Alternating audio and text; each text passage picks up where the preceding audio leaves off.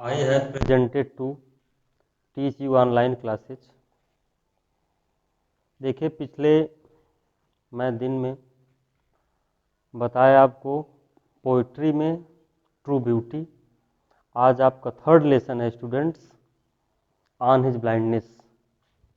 Third lesson का आपका नाम है on his blindness. On his blindness has been composed by John Milton. On his blindness has been composed by John Milton. तो देखिए students, जो John Milton ने लिखा है on his blindness, on his blindness का अर्थ होता है अपने अंधेपन पर।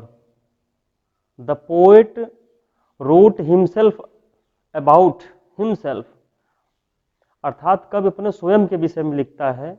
व्हेन ही वाज ब्लाइंड, जब वो अंधा हो गया, तो he wrote a poem on his blindness because his eyesight has gone, his eyes light is finished, he became blind when he was 44 years old। वह 44 वर्ष की उम्र में पूर्ण रूप से अंधा हो गया। जब पूर्ण रूप से अंधा हो गया तो उसने अपनी जो पोएटिक टैलेंट थी, और पोएटिक टैलेंट का मतलब होता है काव्य प्रतिभा, कविता लिखने की जो क्षमता होती है, तो पोएटिक टैलेंट को वह एक्सप्रेस करने के लिए, व्यक्त करने के लिए, जब उसकी आंख की रोशनी समाप्त हो गई तो ही आस्क्ड टू गॉड, वह ईश्वर से पूछता है, कहता है कि मेरी रोशनी जब समाप्त हो गई तो किस प्रकार से मैं आपकी सेवा करूं, हाउ आई सर्व्ड यू, किस प्रकार सेवा करूं। तो कवि ने लिखा है, देखिए, तो इसने कहा, और एक बात ध्यान देंगे student, on his blindness sonnet है, और सॉनेट मीन्स क्या होता है, 14 पंक्तियों का गीत। On his blindness is sonnet, और ऑन हिज ब्लाइंडनेस सॉनेट है, 14 पंक्तियों का भी गीत है। विलियम शेक्सपियर ने जैसे सॉनेट लिखा था, उसी प्रकार से हमारे कवि महोदय जॉन मिल्टन ने लिखा। जॉन मिल्टन ने कई सॉनेट लिखे हैं, जिसमें आपका जो सॉनेट होता है 14 पंक्तियों का गीत होता है। ये आप उसको गिनेंगे तो 14 लाइन ही होगा। जैसे विलियम शेक्सपियर ने, आप लोगों ने पढ़ा होगा मर्सी, उसको लिखे। अब देखिए, this sonnet contains the noble ideas. This sonnet, यह इस सॉनेट में कह रहा है नोबल कंटेंट्स है। नोबल माने श्रेष्ठ, आइडियाज में विचार है, the greatest faith in God, की ईश्वर में बहुत बड़ा डीप फेथ किया गया, एक गहरा विश्वास किया गया। और कह रहे हैं कि God does not need man's work, कब स्वतः महसूस भी करता है कि ईश्वर को किसी भी व्यक्ति के कार्य या सेवा करने की जरूरत नहीं होती है। He does not need his own gift, यहाँ तक कि ईश्वर अपना जो दिया हुआ कार्य होता है, दिया हुआ जो भी वरदान होता है, वो उसके रूप में उपहार नहीं लेता है। ये तो हम क्या होते हैं कि अपने स्वार्थ बस उसको उपहार के रूप में देते हैं। हम किसी मंदिर में जाकर उसकी पूजा करते हैं तो उपहार, उस फूल माने भेंट करते हैं और मिष्ठान को भेंट करते हैं, लेकिन क्या है, अपना केवल स्वार्थ होता है, अपना सेल्फिश होता है।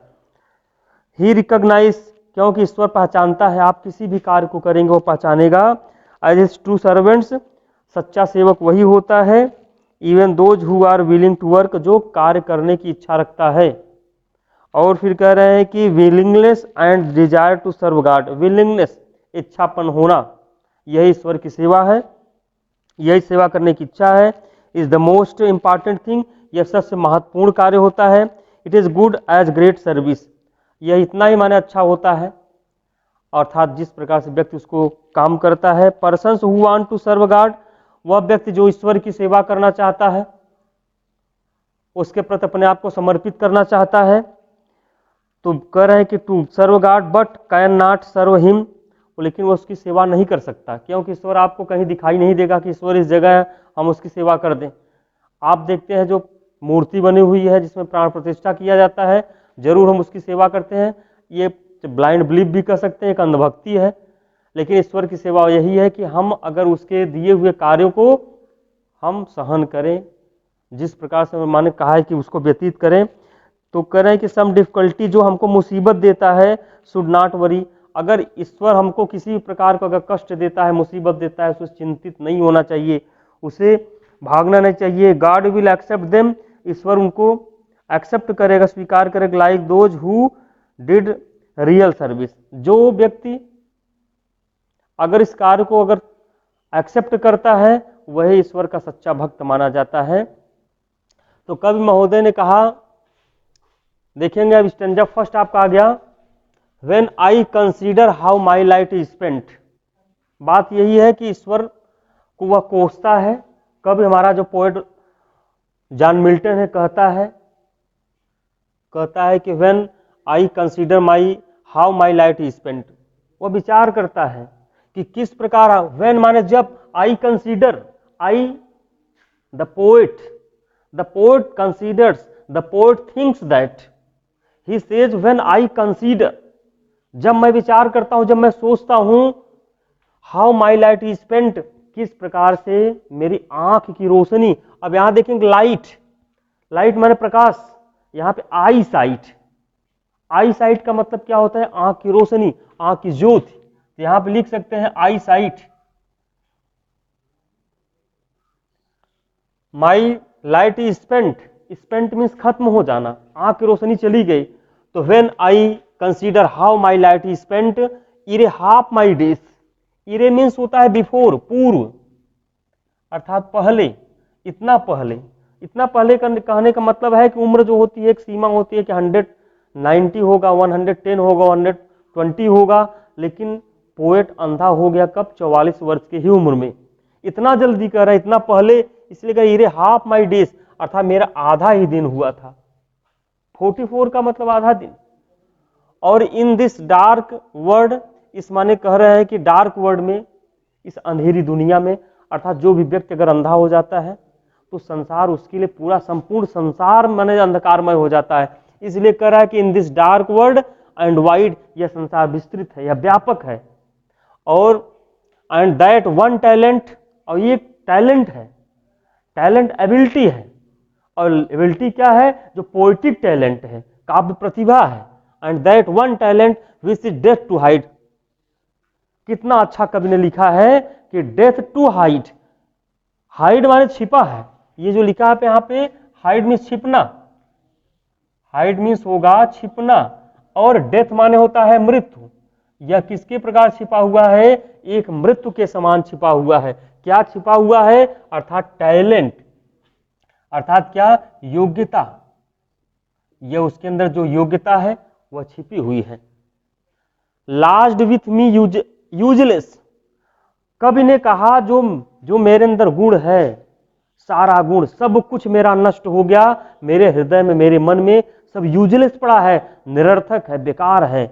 इसलिए कहता है कि लास्ट विथ मी यूजलेस, दो माई सोल मोर बेंट, यद्यपि, दो मीन्स यद्यपि, दो माई सोल मोर बेंट, यद्यपि मेरी इच्छा बहुत चाहती है, मेरी आत्मा बहुत चाहती है क्या करने को?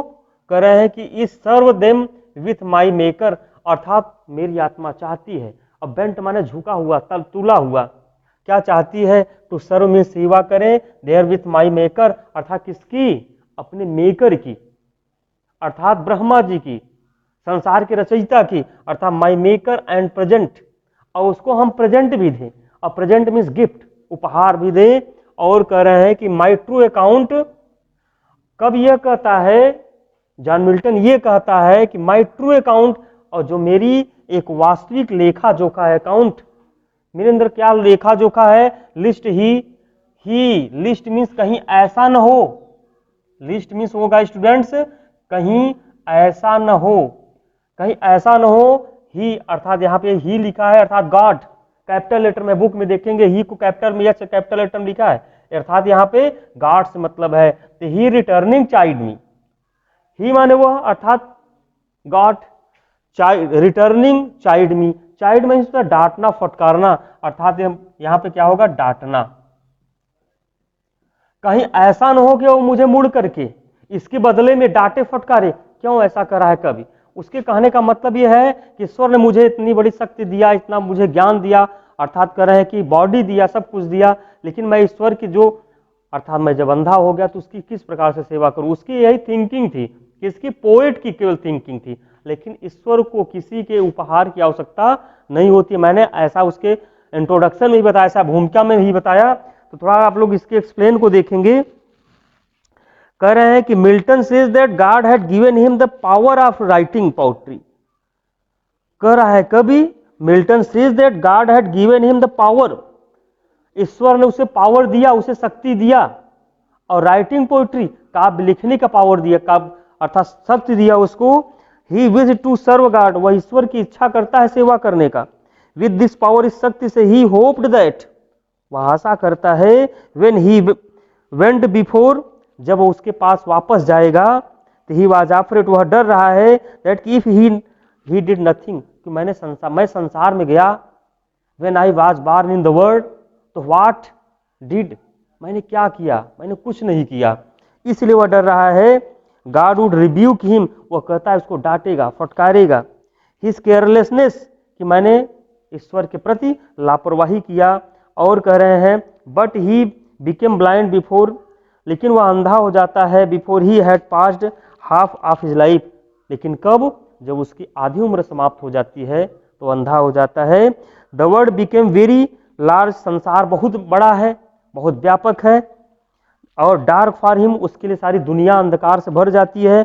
दैट टैलेंट रिमेन्ड अनयूज्ड, वह जो उसका टैलेंट है, जो उसकी योग्यता है, अनयूज्ड है, अर्थात जिसमें ये लिखा हुआ है यूजलेस है, निरर्थक है, किसी काम का नहीं है। It would be last when he did diet, और यह समाप्त हो जाएगी। उसने सोचा कि अगर हम कुछ अगर अपना लेख लिखते हैं तो ये समाज में, ये संसार में, दुनिया में फैलेगा। लेकिन जिस दिन मैं समाप्त हो गया, कवि महोदय ने सोचा कि जिस दिन मैं समाप्त हो गया, सारा मेरा टैलेंट समाप्त हो गया। इसीलिए ये फर्स्ट स्टेंजा उन्होंने लिखा है। सेकंड स्टेंजा हम देखेंगे, doth God exact day labour, the poet thought doth God, doth means क्या होता है? डच। तो doth God exact day labour, light denied, I fondly ask. Students आप लोग अर्थ निकालेंगे यहां से। I fondly ask, I means मैंने बताया पोएट, कवि, कवि सोचता है, और फॉन्डली मीन्स मूर्खतापूर्ण पूछता है।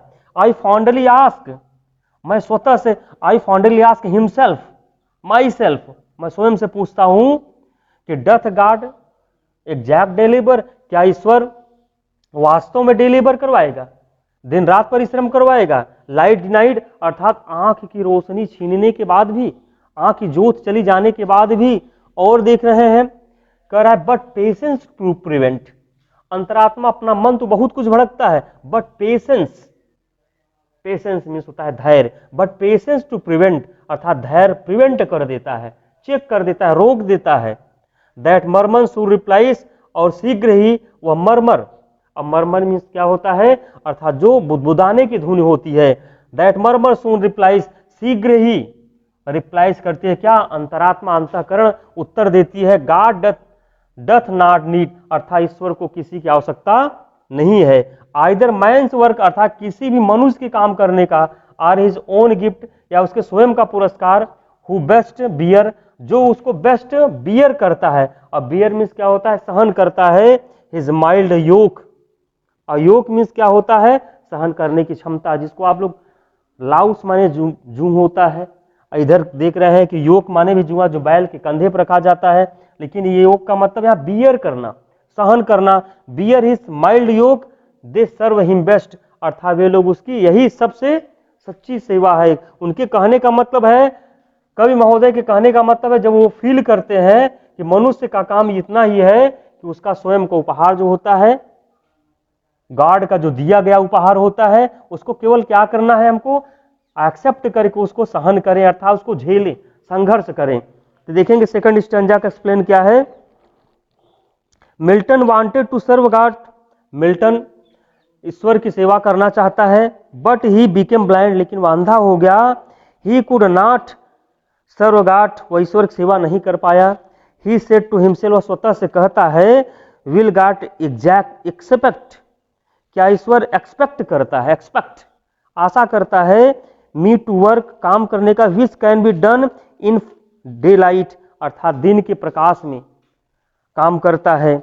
when he has taken away my sight, मेरी आंख की रोशनी लेने के बाद भी he feels that the question is foolish, वह महसूस करता है कि जो मैं प्रश्न करता हूं यह क्या है, निरर्थक है, मूर्खतापूर्ण। पेशेंस कंसोल्स हिम, पेशेंस जो हमारा है, पेशेंस इसने दिखली का पेशेंस धैर्य, उसको क्या करता है, कंसोल करता है। ये देखिए पेशेंस कंसोल, उसे सांत्वना देता है, उसे ढांढस बनाता है।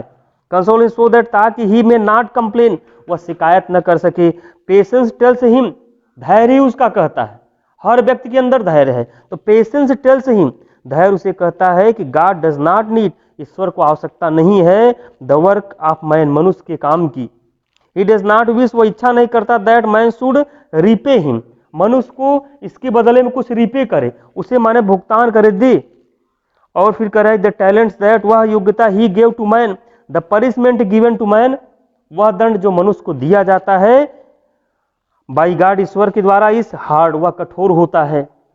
Those who do not complain of hardship, जो मुसीबत को कंप्लेन नहीं करते हैं, शिकायत नहीं करते हैं, एंड सफर साइलेंटली, अगर उस चीज को साइलेंटली सफर करते हैं अर्थात झेलते रहें, वही कह रहे हैं कि do the best service of to God, यही ईश्वर की सबसे बेस्ट सर्विस है। क्या करते रहें, सफर करते रहें, झेलते रहें, सहन करते रहें। अब देखते हैं हिज स्टेट इज किंगली, आप लोग अपनी बुक में देखेंगे हिज स्टेट इज किंगली, उसका जो स्टेट है, किंगडम है, जो गॉड का किंगडम है, जो राज्य है वह किंगली है। और किंगली मीन्स क्या होता है, राजा जैसी। इसीलिए कह रहे हैं कि गॉड को क्या कहा जाता है, किंग ऑफ किंग्स, राजाओं की राजा होता है, अर्थात महाराजा इसको कहते हैं। तो स्टेट इज किंगली, थाउजेंड्स, हजारों, एट हिज बिडिंग स्पीड, अब बिडिंग माने होता है आज्ञा का पालन करने वाले, स्पीड माने क्या होता है, दौड़ते रहते हैं, घूमते रहते हैं, क्या करने का, आदेश का पालन करने के लिए। अर्थात यहाँ पे पूरे कहने का मतलब उसके ये है, एंगल, जो देवदूत होते हैं, जो उनके देवदूत होते हैं, अर्थात उसकी बात का इंतजार करते हैं, उसके आदेश का पालन करने के लिए दौड़ते रहते हैं। Post over land and ocean, चाहे धरती पे देखिए पोस्ट किए गए हैं, और ओशियन महासागर पर विदाउट रेस्ट। हम लोग तो यहाँ आराम करते हैं, किसी भी काम करने के 8 घंटे 10 घंटे के बाद आराम करते हैं, लेकिन गॉड का जो सेवक होता है, जो देवदूत होता है, वह किसी प्रकार का कोई आराम नहीं करता है। तो ऐसा कवि महोदय ने केवल क्या किया, फील्स किया, ऐसा महसूस किया।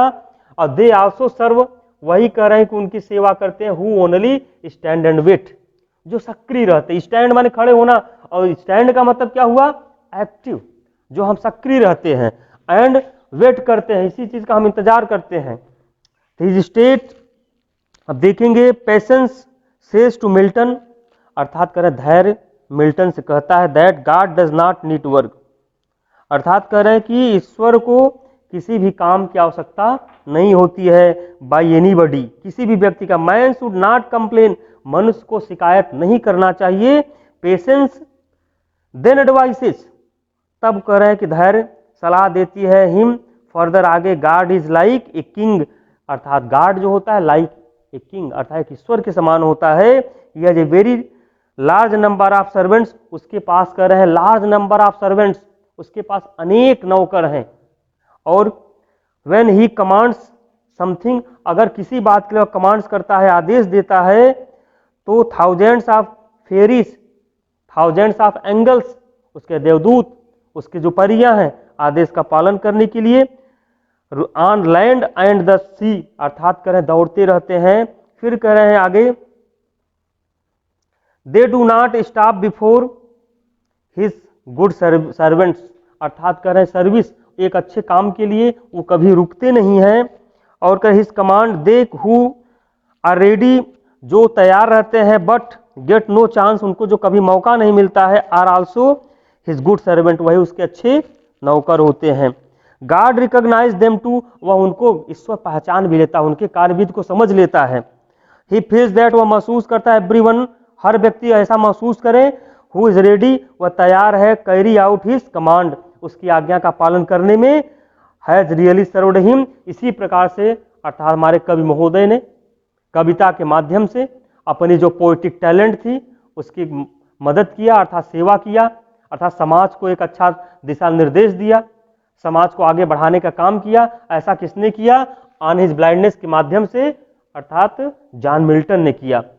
तो स्टूडेंट्स, आप लोग इस पोयम को गौर से पढ़ेंगे और अपनी बुक को निकाल पढ़ने के बाद में उसका एक्सप्लेन जरूर करेंगे। हम बीच बीच में एक्सप्लेन आप लोगों को बता दिए हैं, और जिस स्टूडेंट को ना समझ में आए आप लोग उसको संपर्क करते हैं।